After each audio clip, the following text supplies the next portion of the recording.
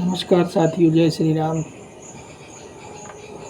आज मैं आप लोगों को पांडवों की एक कथा सुनाना चाहता हूँ। महाभारत के समय की बात है, पांडवों के समय की बात है। उस समय महाभारत का युद्ध नहीं हुआ था। तो आप लोग जानते हो कि पांडव 5 भाई थे और उनके पिता पांडु महाराज जो थे, वो जब पांडव छोटे थे वो तभी उससे पहले ही पांडवों को से पहले ही वो ख़त्म हो गए थे। तो उसके बाद पांडवों का लालन पोषण जो है ये धृतराष्ट्र जी ने किया। और कुंती माता तो थी ही, और उसके अलावा वहाँ महात्मा विदुर जी भी थे जो महामंत्री थे हस्तिनापुर के। तो उस समय जो है कि पांडवों का जब बचपन का समय था तो उस समय दुर्योधन उस समय भी उनसे नफरत करता था। दुर्योधन 100 भाई थे। शकुनी जो था वो दुर्योधन का मामा था और दुर्योधन को बार बार वो युधिष्ठिर के और पांडवों के प्रति भड़काता था। इसका रीज़न क्या था कि जब गांधारी जो कि शकुनी की बहन थी, उनका जब विवाह होने को था तो उस समय ये भीष्म पितामह जी जो थे ये शादी का प्रस्ताव लेकर गए। गांधार भीष्म पितामह जो थे ये इतने सर्वश्रेष्ठ धनुर्धर थे कि इनसे टकराने की हिम्मत किसी में नहीं थी। और ये जो एक तरह समझ लीजिए कि कहते थे वो करके रहते थे।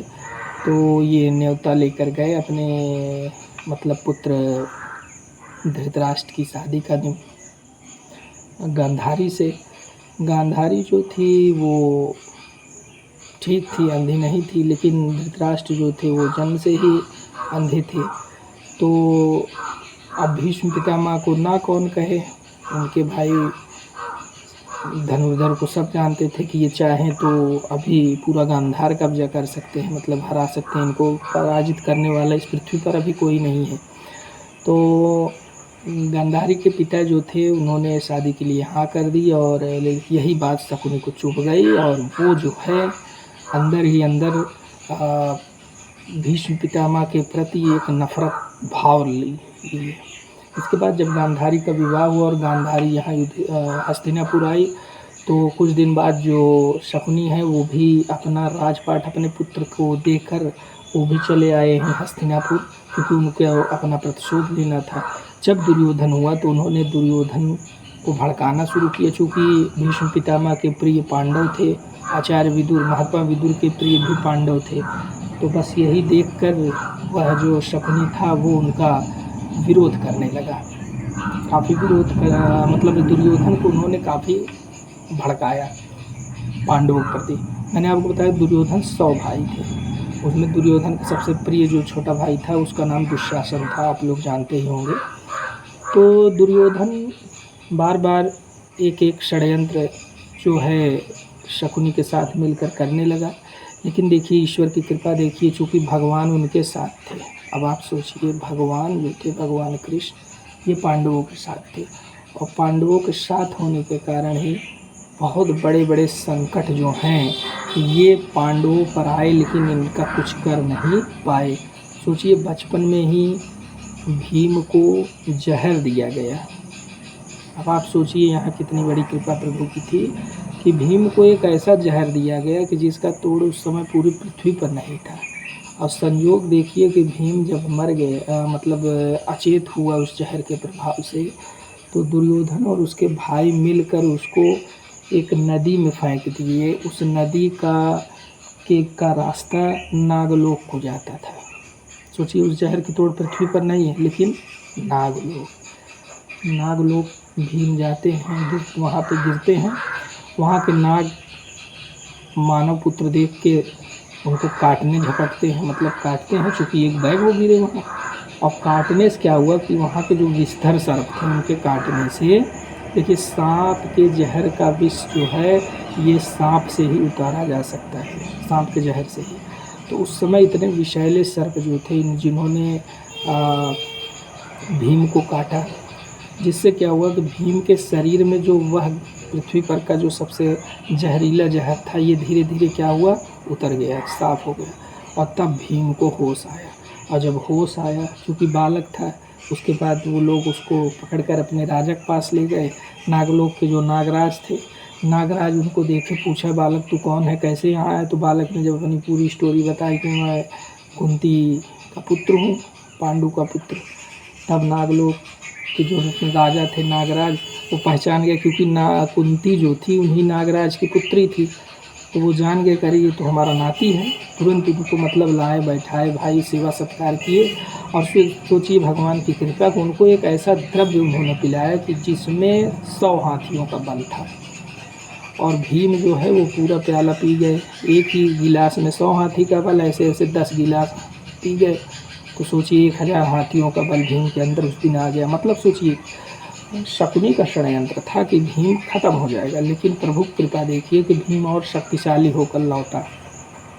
इस तरह से आगे देखिए और भी कथाएं हैं जिसमें जब वो लोग बड़े होते हैं तो द्रौपदी का आप लोग जानते हैं कि स्वयंवर होता है। उसमें द्रौपदी के स्वयंवर से पहले एक आता है लाक्षागृह, जिसमें शकुनी का ये प्लान था कि पांडवों को एक ऐसे भवन में रोका जाए। चूँकि क्या होता था कि साल में एक बार जो राजकुमार होता था वो गाँव वाले एरिया में जाता था, तो वाणा व्रत उसको कहा जाता था। तो वहाँ के लोगों में सबसे मिलता जुलता ये था। इससे क्या होता था कि राजकुमार का एक प्रभाव पड़ता था लोगों के बीच में। तो इस बार शकुनी ने सोचा क्यों ना इन लोगों को भेजा जाए, और वहाँ उन्होंने एक लाक्षागृह बनवाया। एक ऐसा गृह मतलब घर कि जो चारों तरफ से बंद था, सिर्फ उसका एक गेट था। उस घर के अंदर मतलब ऐसे ऐसी चीज़ें डाली गई थी कि अगर उसमें आग लग जाता तो ईंट पत्थर से ज़्यादा उसमें ऐसी चीज़ें थी जो तुरंत जल जाती। उसको लाक्षागृह कहा गया था। तो उसी में उन लोगों को रोका गया, और प्लान ये था कि 2 दिन बाद उसमें आग लगा दी जाती और 5 पांडव और कुंती उसी में जलकर भस्म हो जाती। लेकिन मैंने क्या कहा, भगवान तो पांडव के साथ थे, तो गड़बड़ कैसे हो। और उसके बाद आप लोग जानते ही हैं कि किस प्रकार से महात्मा विदुर ने वहाँ एक व्यक्ति को, मजदूर को भेजा, जिसने रातों रात नीचे से एक रास्ता निकाल दिया, जो जाकर वहाँ क्या नाम है कि जंगल में जाकर निकलता था। और वो लोग उसी रास्ते से क्या हुआ, जंगल की तरफ चले आए, वहाँ से भी निकल के गए। उसके बाद द्रौपदी स्वयंवर हुआ। द्रौपदी स्वयंवर भी आप जानते हैं कि जिसमें पांडव जो थे, विजय मतलब अर्जुन जो थे, उसने मछली की आँख का निशाना लगाया, और इस तरह से द्रौपदी जो है वो आई। उसके बाद धृतराष्ट्र को जब ये पता लगा कि लाक्षागृह में भी पांडव पुत्र जीवित हैं, तो वो पांडवों को बुलवाए। द्रौपदी सहित पांडव आए घर, वो रहने लगे। 2-4-6 महीना, साल भर सब ठीक चला। उसके बाद लेकिन शकुनी का षड्यंत्र चालू था।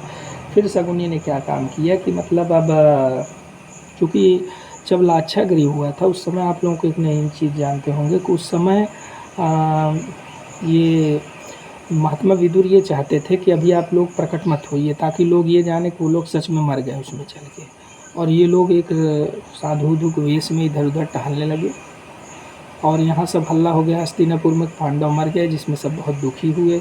और दुर्योधन, उसके भाई, उसके अलावा ये शकुनी बहुत प्रसन्न हुए। और उसके बाद उससे पहले युधिष्ठिर को युवराज घोषित किया गया था, लेकिन जब उनके मरने की खबर आई तो फिर दुर्योधन को भी युवराज घोषित कर दिया गया था। लेकिन जब इधर बाद में देखिए शादी हुई द्रौपदी से, और फिर उनको पता लगा कि नहीं वो जीवित है, बुला के ले जाया गया। तो अब समस्या ये हुई, हस्तिनापुर के पास 2 युवराज थे। अब 2 युवराज एक राज्य में होते नहीं। तो बाद में बड़े दुखी मन से क्या हुआ कि राज्य का विभाजन तय किया गया, और हस्तिनापुर को 2 खंड, एक हस्तिनापुर एक इंद्रप्रस्थ में बांट दिया गया। इंद्रप्रस्थ जंगली एरिया था, बहुत ही मतलब विकसित एरिया नहीं था, लेकिन वह जो है शकुनी की चाल से वो जो है पांडवों को दिया गया।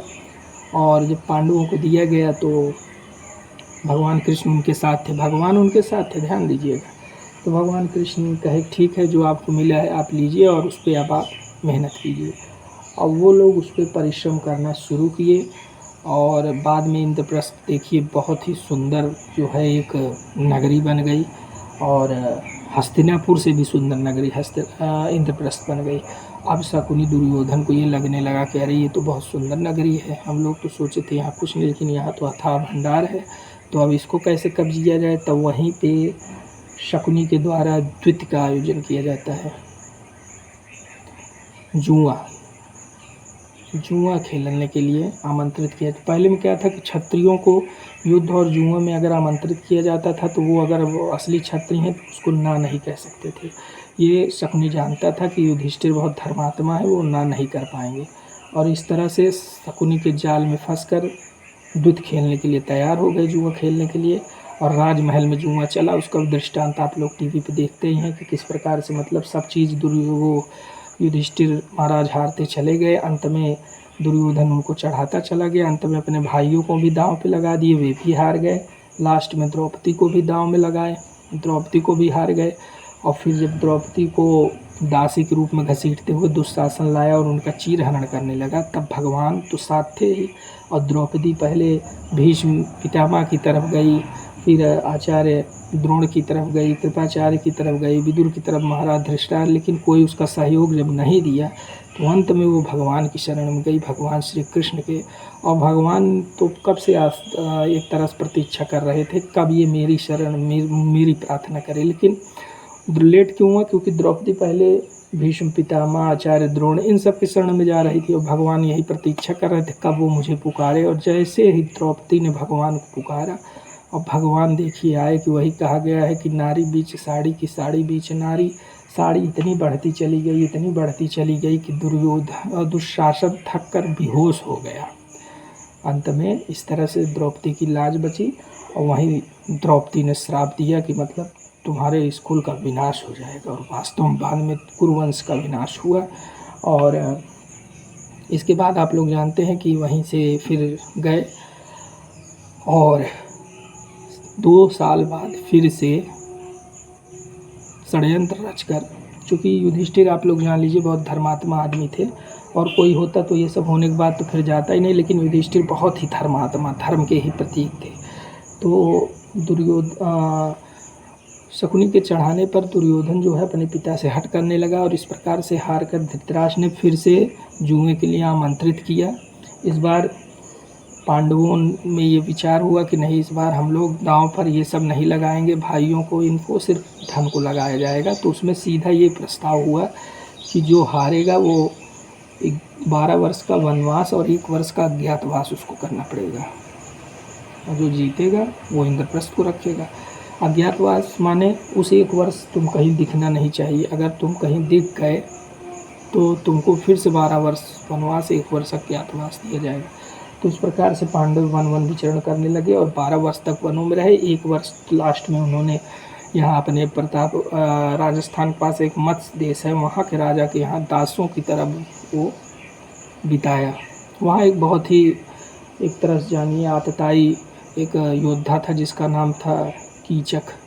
प्रभु की सब कृपा ही थी, कीचक को मरना था, तभी इन लोगों को वनवास हुआ। ये लोग वहाँ गए और कीचक कुछ द्रौपदी के साथ मन बड़ी छेड़खानी करने लगा, और भीम को जब पता लगा तो भीम और कीचक में युद्ध हुआ। कीचक बहुत ही शक्तिशाली था, कीचक को सिर्फ देवराज इंद्र, भीष्म पितामह, आचार्य द्रोण, महारथी कर्ण और भीम के अतिरिक्त कोई नहीं मार सकता था पूरी पृथ्वी पर। तो सोचिए उसको मरना था, तभी प्रभु ऐसा सिस्टम किए कि वहीं पर जो है वो लोग गए और वहाँ पे उन लोगों का पूरा रहना हुआ, और कीचक के दुर्व्यवहार कारण भीम ने कीचक का वध किया। कीचक वध सुनते ही कर्ण, दुर्योधन और ये शकुनी, इनको शंका हुई कि कीचक वध आचार्य द्रोण, भीष्म पितामह, कर्ण और देवराज इंद्र तो देवलोक में ही है, वो तो आएंगे नहीं, तो ये 3 लोग जो हैं वो तो हम लोग साथ में ही हैं, तो चौथा तो सिर्फ भीम है। इसका मतलब वहाँ भीम है।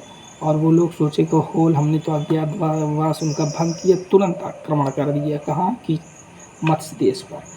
लेकिन चूँकि उससे पहले आप लोगों को बताया नहीं कि उससे पहले भगवान कृष्ण ने अर्जुन को देवलोक भेजा था दिव्यास्त्र लेने के लिए, और वो दिव्यास्त्र लेकर आए। दिव्यास्त्र लेकर जब वो आए तो वहाँ से उनके पास इतना बल हो गया था, पूरी हस्तिनापुर की सेना को अकेले अर्जुन ने उस मत्स्य युद्ध में पराजित किया था। पराजित किया, उन लोगों को एक तरह से अचेत कर दिया था, निद्रा में वो लोग हो गए थे। और इस तरह से अज्ञातवास खत्म हुआ और पांडवों को ने अपनी मांग रखी कि हम लोग अज्ञातवास ख़त्म कर लिए हैं, आप हमको इंद्रप्रस्थ दे दीजिए अब। लेकिन दुर्योधन मानने को तैयार नहीं था, बहुत समझाया गया, नहीं माना गया। अंत में भगवान स्वयं, भगवान श्री कृष्ण जो है शांति दूत बनकर आए। शांति दूत बनकर के आए कि वो कि मतलब ठीक है, इंद्रप्रस्थ आप रखना चाहे रख ले, सिर्फ हमको 5 गांव दे दें, 5 गांव। सोचिए 5 भाई थे, 5 गांव, कहाँ पूरे देश का साम्राज्य, कहाँ सिर्फ 5 गांव। इसके लिए भी वो दुर्योधन तैयार नहीं हुआ और अंत में भगवान कृष्ण को बंदी बनाने चला गया, स्वयं भगवान को बंदी बनाने चला गया। और भगवान ने अपना जब विराट स्वरूप दिखाया तो वहाँ जितने लोग बैठे थे सब दंग। आधे तो ये जान गए कि जब भगवान उधर है तो विजय भी उधर ही है। तो इस तरह से वहाँ से प्रभु जो आए वहाँ से, और उसके बाद महाभारत का युद्ध शुरू हुआ। अब पूरे युद्ध की वर्णन तो मैं नहीं करूँगा, लेकिन आप लोगों को सिर्फ एक चीज़ बताऊँगा कि सोचिए, जिस युद्ध में भीष्म पितामह, जिनको इच्छा मृत्यु का वरदान था, कोई सोच सकता था कि भीष्म पितामह मरेगी युद्ध में? अरे जब उनको इच्छा मृत्यु का वरदान है तो उनकी जब इच्छा ही नहीं होती तो मरते नहीं मरते। तो सब दुर्योधन, धृतराष्ट्र, ये सब यही जान रहे थे कि भीष्म पितामह हैं, आचार्य द्रोण हैं, इन सब को होते हुए हम कभी हार ही नहीं सकते, क्योंकि भीष्म पितामह को इच्छा मृत्यु का वरदान है, वो मरेंगे ही नहीं।